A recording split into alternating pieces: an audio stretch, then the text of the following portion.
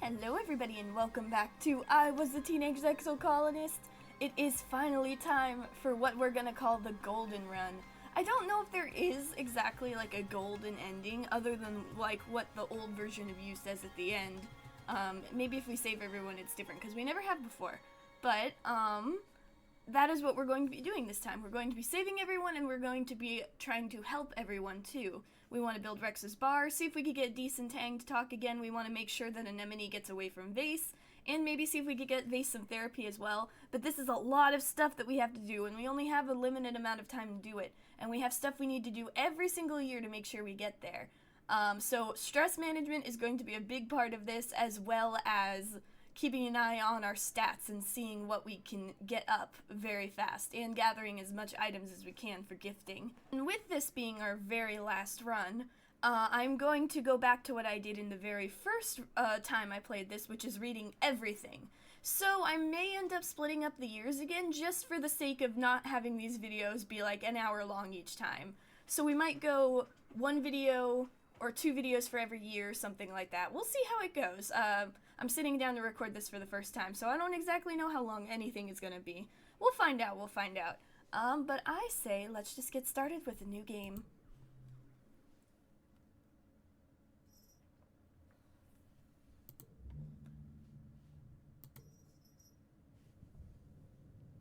You wake up to chaos, a confusion of light and heat and smoke. Fire!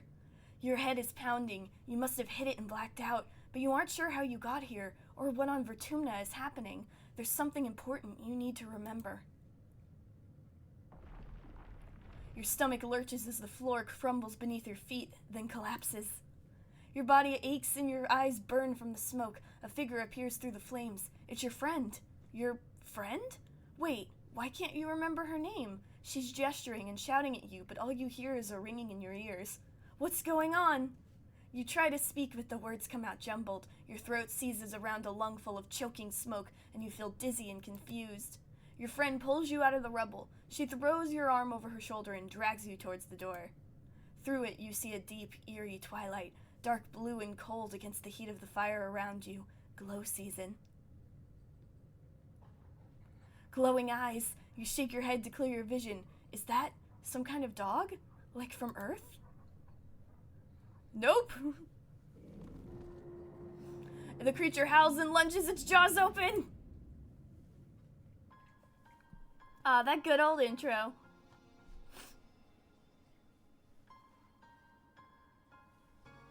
I can't believe this is the last time.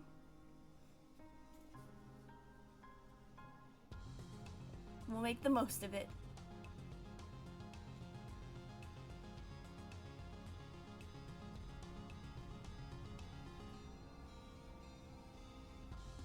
You are born on the Stratospheric, Earth's first colony ship, halfway through its 20-year voyage to a wormhole at the edge of the Sol system. Your parents run the hydroponic gardens, which make fresh air and vegetables for the ship. Like the other colonists, they bravely chose to make this one-way journey to the uncharted planet Vertumna in the hope they could escape Earth's troubles. They had to do the old-fashioned way, merging their genes like they merged their cultures and traditions. They name you... Yabby! You're a bright-eyed child with an active imagination. Sometimes too active, your mom says. And I'm gonna stick with the middle as normal.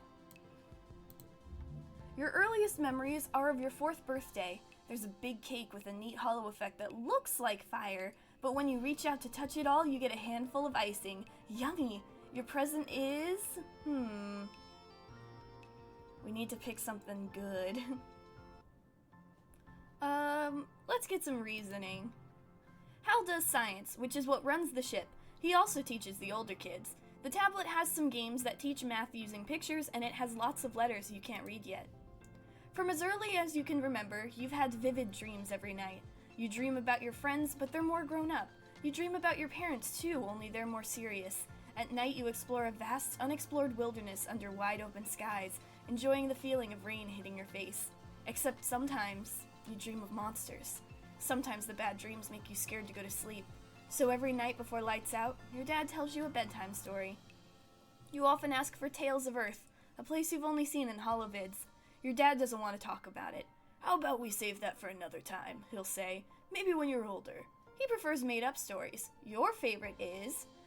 So we're going to be saving both our parents this time, so I'm going to be doing the ship's engineering manuals.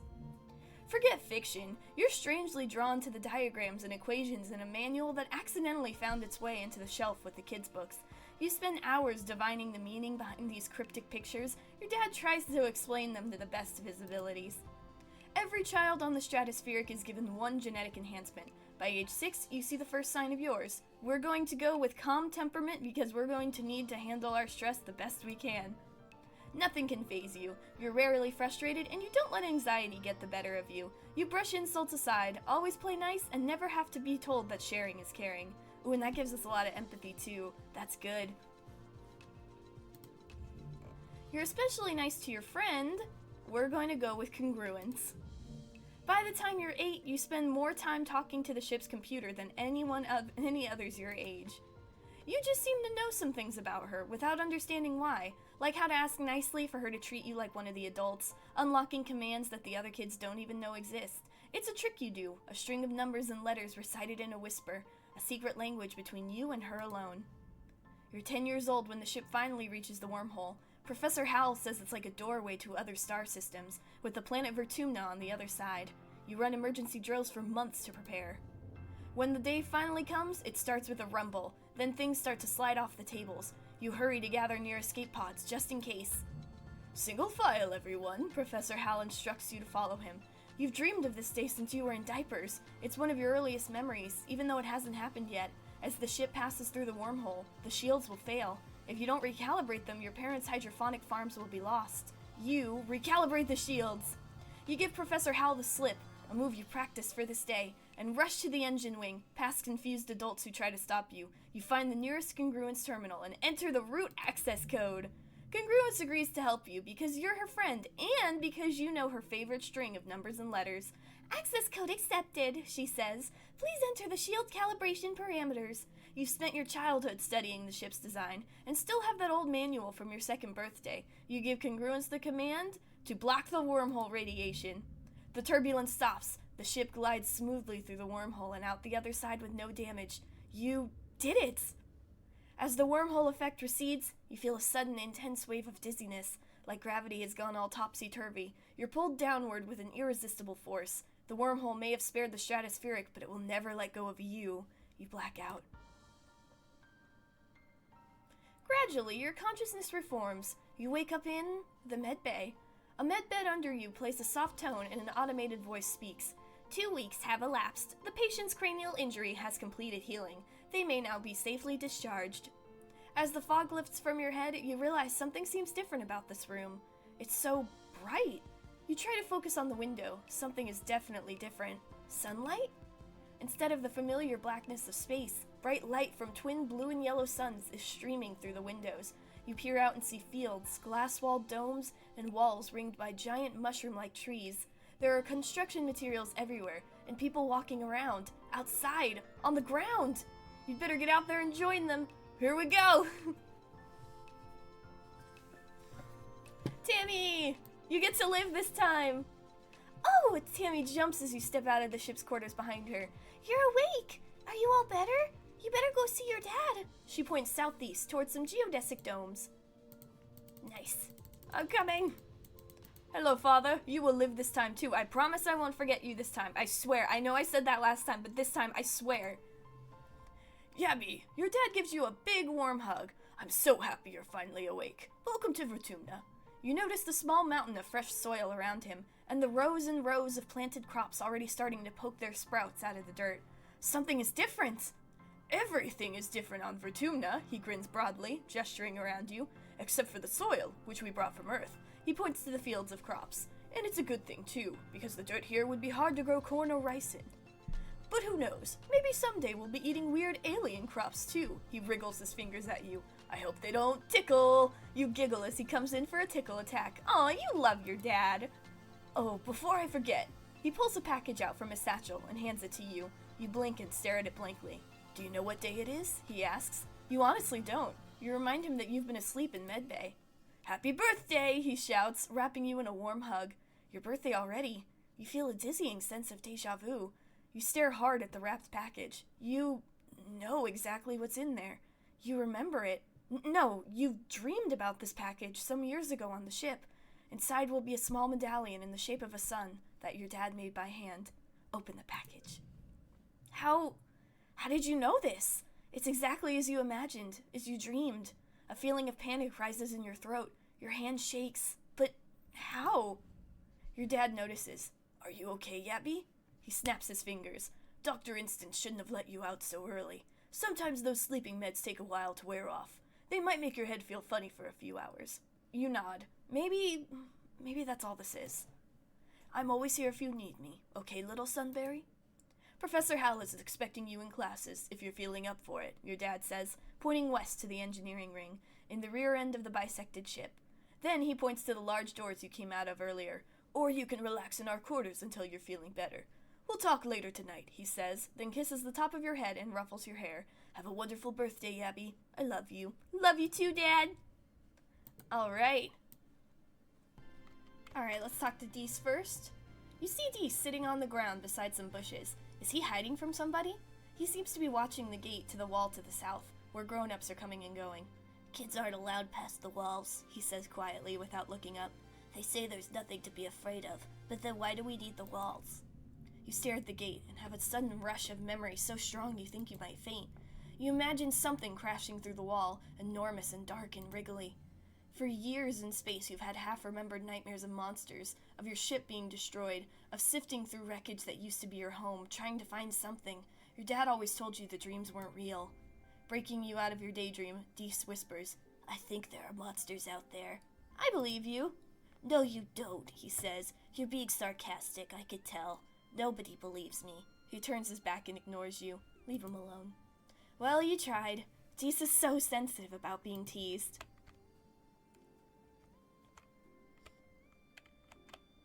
Anemone! Hiya, Gabby! Anemone seems really at home here. She's rolling a sports ball around with her foot, making patterns in the weird blue snow. This stuff is different from snow on Earth, she tells you, 'cause it isn't cold, but it's still neat, and you can make stuff out of it. Your foggy head clears a little. Anemone is simple, physical, real. You always feel grounded near her. What are you making? Just snow spirals, she says. But earlier, me and Cal made a big snow pal. You missed it while you were sleeping in medbay. She smiles her broad gap-toothed smile at you. Now that you're awake, we could play. Have you seen any monsters? Nope, just some little bugs. The grown-ups would say if there were monsters, right? Oh, sure. She shrugs, then smiles reassuringly. Even if there were monsters, Chief Rat would beat them all up, so don't worry. My mom says we're safer here than we were in space. You both look over the wreckage of the Stratospheric, the spaceship you were born. Anemone's mom, Auntie Seton, is probably right about that. Look what the wormhole did to your ship. Why aren't you in school? She smacks her forehead. School! I wondered where everybody was. I'm gonna be late for humanities class. She doesn't look very worried to you. It's okay, she says. Professor Hal is chill. He won't mind. But we should probably go now. She grins and starts running towards engineering. Hey, race you! No fair! She's getting a head start. Ah! So we need to get 20 toughness or 20 bravery in order to get out. And I would like to do that this year if you can, but if not, then we'll just have to deal. It's not the most, well, it is very important, but we'll see. Stats are also important. This is the wrong place. What am I doing? Here we are. A throbbing noise comes from the engine room, which provides power to the colony. Other corridors lead off the teaching labs in medbay. You know the route to your classroom well, but the rest of the wing is off limits to children. Congruence, the ship's onboard AI, beams down at you from a nearby holoscreen. Don't forget to study hard, Yabby! So we already have some engineering, so I won't do that for now. Let's get some humanities in. Welcome, Yabby, Professor Hal greets you. I hope you're all warmed up and ready to study the glorious humanities. History, literature, language, media, and philosophy. And yes, if you're lucky, we'll have a little ancient Earth poetry, too. He seems excited about that last bit. By the way, if anyone is interested in taking engineering classes, please register through Congruence's scheduling system when you have a chance. She'll be helping me teach them. Alright, we'll remember that. Today's assignment is an easy one, Hal says with a yawn, because I was up late repairing Congruence's subterminal, and I can use a nap. I'd like you to write an essay on what the Vertumna colony means to you. My friends are here. You write about all your buds and the fun stuff you do together. When Hal wakes up from his nap, he asks you a few questions. Oh no. Oh no! Mars is annoyed that you hardly mention her. Well, you really aren't friends, so dang it.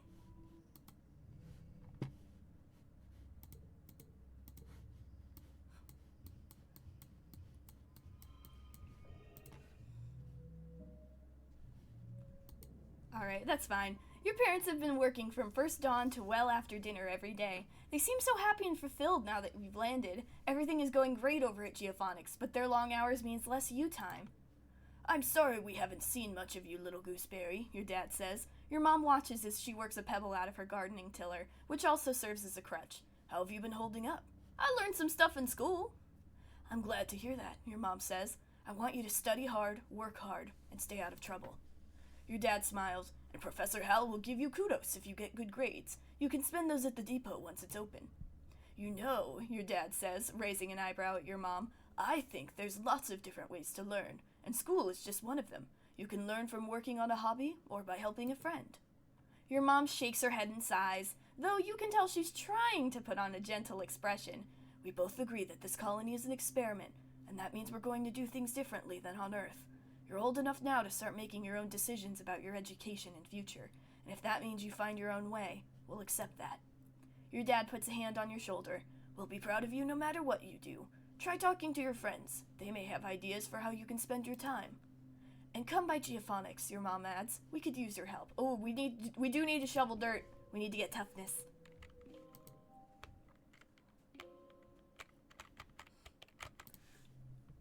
Anemone is bumping a sports ball with her wrists, trying to keep it in the air. Heads up, she shouts, and bumps the ball in your direction.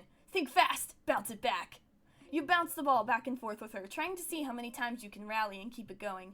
Anemone tells you about the new sports ball court, a proper regulation-sized court, way bigger than the little zero-G one on the Stratospheric.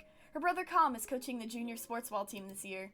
He's so great, she says. He's good at everything, especially spiking. He's coaching me to play awesome like him. You should come join us. Aw, I feel bad for Com, because he's the only one we're not going to be able to save no matter what. He has to die.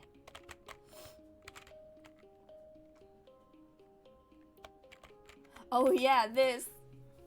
A sharp whistle interrupts your thoughts. Hey, Yabby, Mars calls out to you. Come here, I have a job for you.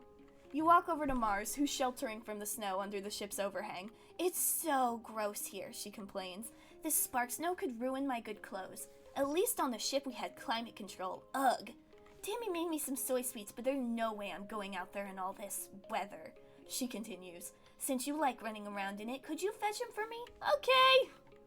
Good, Mars claps. She's probably just down the hill near our quarters. Mars sighs. She's scared to take more than a few steps from the door. All she wants to do is hide inside and make sweets. Well, considering I've spoken to her and I know that she can hear all the monsters outside, it's understandable.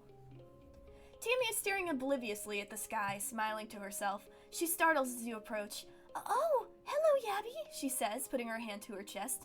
Did you need something? I'm here for Mars's soy sweets. Tammy smiles at you. Oh, it's so nice of you to help out Mars. She's a very important person, you know. She hands you a box wrapped in a pink and yellow scarf. One order of mango soy sweets made fresh this morning, she says. Please tell Mars that she can have the scarf back, okay? She used some of her kudos to nanoprint it for me because it's so dusty here, but I think I'm getting used to it now. Tammy smiles again and tucks her hair behind her big elven ears. Mars is so cool, she says fondly. Sometimes she's kind of bossy, but I know she really cares too. Aww. Alright, I'll be back for you in just a second.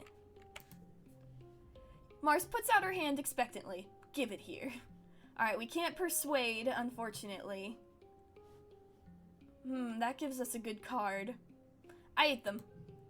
You did what? Mars shrieks. Those were mine! Tammy made them for me! She crosses her arm and huffs at you. I knew you wouldn't be good at delivery, she says. That's what I told Administrator Seek. Mars gestures to the door behind her. I think they're still looking for delivery people if you want to make it up to me, she says. Tell Seek I referred you. Just try not to eat your next delivery, nullhead. I did it for the stats. That excuses my behavior. You see Tammy sitting quietly near the entrance to the lounge. You've known her for, well, your whole entire life. Back on the ship, you used to play with her. Tammy had the best doll collection. After her mom died, her dad used all his nanoprinter creds to print her a different doll for every month of the year. Her ears perk up when she sees you. "Oh, hello, Yabby," she says, her voice soft and dreamy, like a beam of starlight. "Do you want to play dolls?" "I sure do." You don't think Tammy will ever be too old to play with dolls. If anything, she has even more of them now. She takes you to her quarters and brings out the entire Spacey Stacy doll collection, a disturbingly realistic baby with real bowel movements, and two super fancy posable dolls named Lily and Tilly, who can be programmed to move on their own. Tammy isn't very good at programming, so Lily and Tilly just roll around awkwardly when you turn them on. You cover quickly by saying they must be breakdancing at a club. The two of you spend the afternoon making up stories of their rise to stardom as professional dancers. Aww. So many people to talk to. "Hello, my little potato," your dad exclaims. Oh, he says potato instead of potato. I didn't even realize that. Is that because we saved the thing? "Hello, my little potato," your dad exclaims, smiling warmly. "What have you been up to today?" "Just hanging with my friends." "That Cal's a good boy," he says. "And have you seen Anemone? She's been out by the garrison playing sports ball. I think she spent every day outside since we landed." He chuckles to himself. "I guess that's what happens when you've got enough brothers to make your own sports ball team." He breathes deeply and looks slowly around. "Vertumna is magnificent, isn't it?" You nod. "Seasons," he shouts, throwing his hands wide. "I missed seasons. Back on Earth it got much, much colder, and the snow wasn't half as pretty as our spark snow." He sighs, stretching. "Just you wait until dust season. Both the suns will be high in the sky, and it'll be real hot then. You'll see." "I know it already." You find your mom hard at work setting up the greenhouse with a small construction crew. You've seen these plans pinned to the wall of your family's quarters for years now. These geodesic domes will house the more delicate plants from Earth. Spinach, tomatoes, maybe even fruit. She takes a swig from her canteen as you approach. "Looking for something to do?" she asks. "Remember, Yabby, you're responsible for your own schedule now that we've landed. You can decide how to spend your time, so long as it's productive." She points towards the engineering wing, in the back half of the stratospheric severed frame. "Professor Hal's still expecting you in class, but a well-rounded education includes practical application. You're old enough to help with the work around here." She claps her hand on your shoulder. "I've got another minute. Anything you need to know?" "What are you doing in geophonics?" She looks down and nudges a sprout growing between her feet. It's green, the color of earth plants. "We're doing our best," she says, "but it hasn't been easy. I just hope the potatoes and corn can handle the weather here," she says, glancing up at the sky. "I hear it rains like hell in the wet season." She takes a long look at you, up and down. "You're growing fast, Yabby, but you're still too young for real farming. Instead, well, there's a lot of soil that needs to be hauled." Seeing your disappointment, she nudges you on the shoulder. "Don't pout. It'll help to build those muscles. You'll need them now that we're out in the real world, doing real work. Out here, we have to rely on our physical strength." She flexes her biceps. "Your mom is really strong." "What's happening in engineering?" "Hal's teaching classes on life science, engineering, and humanities. If you pass all your tests, maybe he'll let you work there in a few years. Your father thinks you're old enough that school is optional. I don't agree, but I'll be honest with you," she says, gesturing to the fields. "We do need every pair of hands we can get. If you want to work with me here in geophonics, I'd suggest studying life science. If you don't have a good grasp of biology and ecology, I'm going to stick you on shovel duty." "Yes, Mom." "What can I do in the quarters?" "If you need a break," she advises, "you can visit the lounge and see your friends. But," she warns, raising a finger, "I don't want to see you lounging around all the time. You need to work hard, too." "What's the garrison?" "Security Chief Rhett is organizing a sports ball team. You used to play, didn't you, back on the ship? It'll be different here with the planet's gravity. Of all the adults in the colony, Rhett and your mom are the most like soldiers you'd seen on the holovid. For a moment, you think your mom's going to suggest something else. Then she shakes her head. "You're too young for defense training, so don't worry about that yet. Just enjoy yourself and stay out of trouble." "What's going on in command?" "I think Seek said they need someone to help deliver supplies from the depot. They're also setting up a shop there, if you've got some kudos to spend. And of course, that's where Governor Unicott works. But you shouldn't bother her. She's a busy woman, and she doesn't have your mother's patience with kids." You try not to giggle. Your mom isn't usually known for her patience. "Can I join expeditions?" "Oh, you're too young to leave the colony. It's dangerous." She shakes her head. "Your father would be worried. There's so much we don't know about the world out there. Let the adults find out. Then maybe you can join them in a few years when you're older." She gives you a stern look. She isn't going to budge on this one. For now, stay inside the walls. Okay. I'm not gonna do that. Alright, we're gonna shovel some dirt. We need that toughness if we're gonna sneak out. It's your first day in the glorious world of agricultural soil conveyance. Oh boy. Good morning, Yabby. Looks like you're working with your old lady. I hope you don't expect me to go easy on you just because you're my kid. She walks around the geophonics wing and points out where everything is. Your job is to move sod, compost plants, waste, garden waste, and equipment from one place to another. Get comfortable with this, she says, pushing a squeaky old-fashioned wheelbarrow towards you. Now, any questions before you start moving that dirt? Don't we have machines for this? The construction crew's already claimed all the hover lifts, she says, shrugging, but they'll break down in a few years anyway, and we don't have the materials to fix them. She grips your forearm. We're planet-side now. Use your muscles. Nature's hydraulic pistons. Where do I move it again? From over there, she points to a dirt pile, to there, she points at an identical pile 10 meters away. She sees your confusion. We brought some very precious soil here from Earth. We're going to combine it with Vertumnan soil to make more, colonizing the native soil with all the nutrients and bugs and bacteria that our Earth plants need to survive. Why not use hydroponics? On the ship, we grew most of our plants with their roots in the water. And it's true it was more hygienic that way, your mom replies. She brushes an insect off her arm, which lets out a loud squeak of objection. But hydroponic systems use too much energy. Here, we have to grow as much as we can the old-fashioned way. All right, let's get to work. That's my kid, your mom says, slapping you on the back. You stumble a little. Your arms start to ache after the first hour of work, but you keep going. By the end of the month, you feel utterly drained and exhausted. And good somehow. You can feel your muscles growing already. Aw, yeah.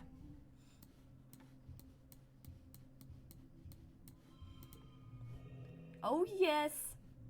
Ooh, 5 toughness. That's good. We're getting there. Ooh, this week you had more bouts of deja vu, remembering that somebody is about to say or do just before they do it. Sometimes they actually do it, but not always.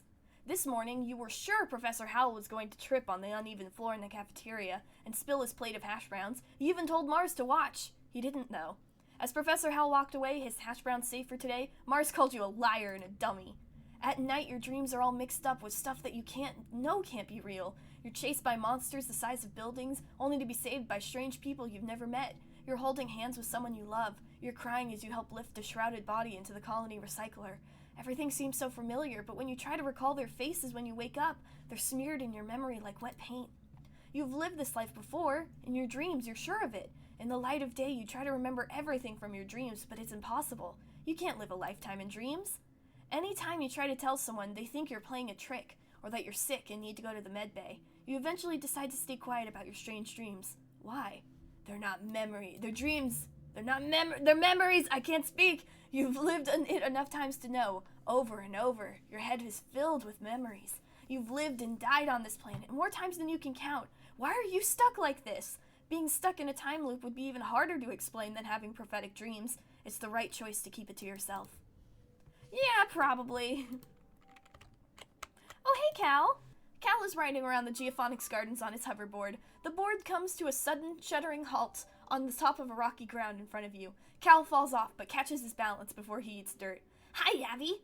Real ground is way harder to hover on than ship floors. There are bumps everywhere. We all have to adapt. Yeah, Cal exclaims. Things are actually way, way better planet-side. Hovering outside is rad. Look at this. He runs over a small depression in a nearby hill and presents it like it's something amazing. Look at this. It's a skate bowl. Cool, can I try? Sure, but please be careful. Mom says if I break my hoverboard, we can't make another one.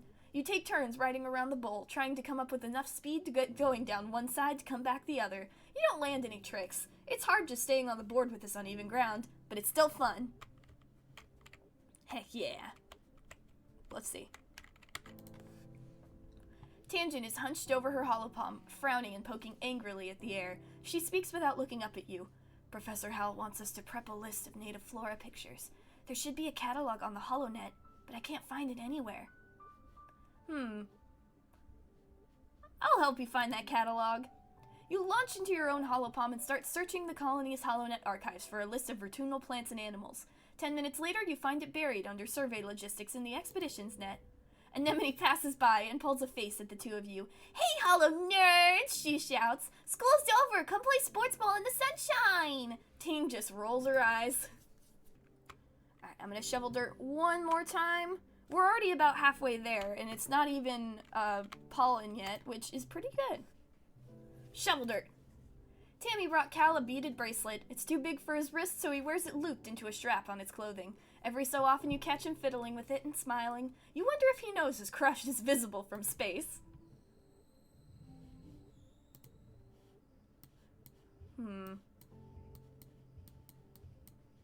Ah. There we go. Ah, yeah. That gets us up to 14. If we play some sports ball and then do geophonics one more time, we'll definitely get somewhere. Egg.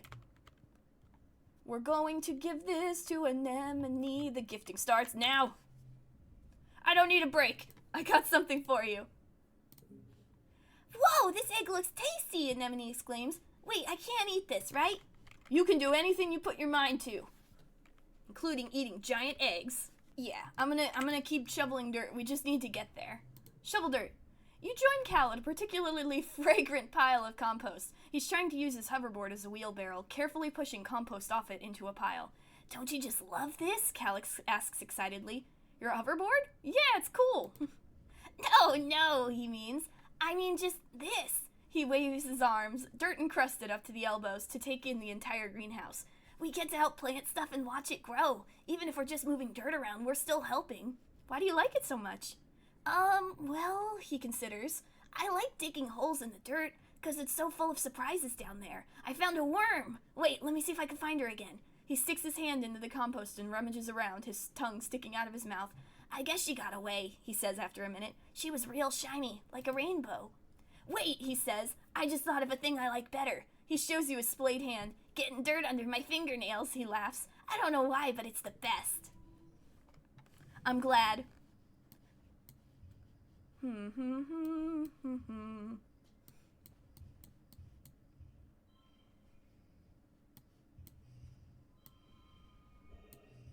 Wait. It's alright. Could have done better. 'Tis fine. You wake up from an afternoon nap.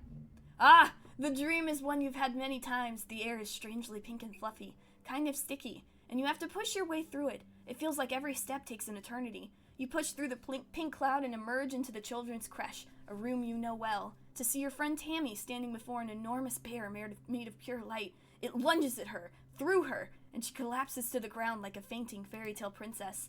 You wake with your heart racing. Tammy is leaning over you where you've been sleeping in a nest of pillows. She shakes your shoulder gently. Oh, I'm sorry, Yabby, she says, as if speaking to a small child. I think you were having a nightmare. Are you okay? Are you? Nothing bad happened in the dream, but you feel sick with dread. Since you're awake, you should visit the cafeteria. Auntie Seaton is making a new kind of candy. She says it's made of cotton. Isn't that weird? I have to go tidy the creche first, then I'll meet you there. Save me some, okay? Tammy skips off towards the creche, humming to herself. You feel groggy and need a minute to clear your head. That dream. Wait, go save Tammy! You sprint down the hall to the children's creche where the little kids play and learn during the day. It's empty. All the younger kids are probably off eating candy with Auntie Seaton. You spot Tammy tidying up some drawing supplies near the craft bins. Above her, a hollow projector displays an enormous floating teddy bear made of purple light. It bobs silently in the air. Mr. Bearsworth. A decade of happy memories playing with it flash through your mind in an instant. Tammy stands up on her toes and reaches for the switch to turn it off. You slam into her, knocking her off her feet and onto the ground. At the same time, the hollow projector sparks and explodes. The bear disappears and the whole room goes dark. Woo! You're alive! In the dim emergency lighting, you see Tammy's eyes wide with surprise and fear. She sits up and rubs her elbow, staring at you. Sorry, are you hurt? Oh, it's okay, she sniffles, looking like she might start crying. Why did you do that? Owie! It was an accident, I tripped. Oh, she mutters. She sniffles and wipes her nose, looking like she's trying not to cry. Are you okay? You tell her that you're fine and say sorry again for hurting her. You're just happy that you followed your dream and got here in time. You decide not to mention the dream, since she seems weirded out already. After a minute, the lights come back on. The hollow projector is dead, a thin trickle of stinky smoke coming from the base. Don't worry, Tammy says, brightening as she gets to her feet. Professor Hal can fix it. He can fix anything. By the time you find the professor and finish cleaning up, you've forgotten all about the pink candy in the cafeteria. Tammy has been saved! And what better place to end off for now? Not only because this episode is already pretty long due to the fact we had to get through the intro, but also because we saved our first person. We saved Tammy, but we still have a lot of things we need to do, and it's still only year one. We still have to sneak out, and we also need to save our dad. We could probably get that started pretty early, especially because we don't have to worry about starvation. We want to get our bravery up, and we want to start raising our friendship with Dees. We'll see if we can gather anything outside. Since Rex isn't here yet, we could probably gift the mushwood logs to as many people as possible. It's not as good as their favorite gifts, but it's better than nothing. Yeah. But we'll worry about all that next time. I'm just so excited, but also so sad at the same time. This is our final run, but we're going to be making the best of it, reading everything we can, seeing everything for one last time, and then ending the loop for good. Soul will finally get to rest. But until next time, I'm going to say thank you guys for watching. If you enjoyed, please consider subscribing. Remember to take care of yourself, forget about cotton candy, and have a good day.